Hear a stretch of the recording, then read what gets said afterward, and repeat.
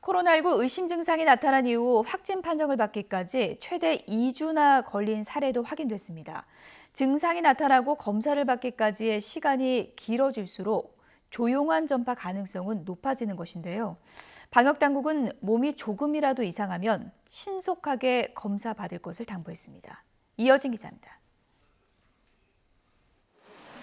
부산 진구의 한 노래방에서 발생한 집단 발병 사례를 보면 지표 환자인 노래방 주인이 처음 이상 증상을 느낀 건 지난 9월 20일이었습니다. 하지만 2주가 지난 이달 4일에서야 확진 판정을 받았습니다. 증상 발생일로부터 코로나19 확진까지 14일이나 걸린 겁니다. 최근에 발생한 집단 발생 사례에 대한 지표 중에서 증상 발생일로부터 코로나19가 확진되기까지의 기간인 진단 소요일 현황을 말씀을 드리면 5일 이상 지연된 경우가 발생하였습니다. 대전 유성구 일가족 명절 모임에 참여했던 60대 남성 역시 지난 1일 처음 증상이 나타났지만 9일이 지난 10일에서야 병원을 찾아 확진 판정을 받았습니다.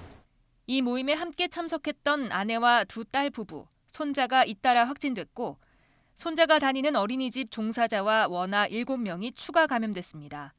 또 이들의 가족 8명까지 확진 판정을 받는 등 4차 전파로 확산되며 이 모임 관련 확진자는 모두 27명으로 집계됐습니다. 진단 소요일이 길어지게 되면 그 가운데 접촉자가 다수 발생해서 광범위한 추가 전파 초래의 가능성이 있기 때문에 각별한 주의를 촉구드립니다.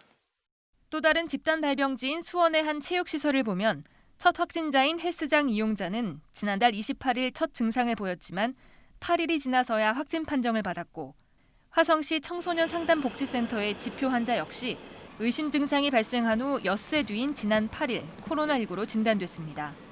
질병관리청은 진단 소요일이 길수록 조용한 전파 위험이 높아진다며 조금이라도 몸이 이상하거나 코로나19 의심 증상이 있다면 신속하게 검사를 받을 것을 당부했습니다. YTN 이어진입니다.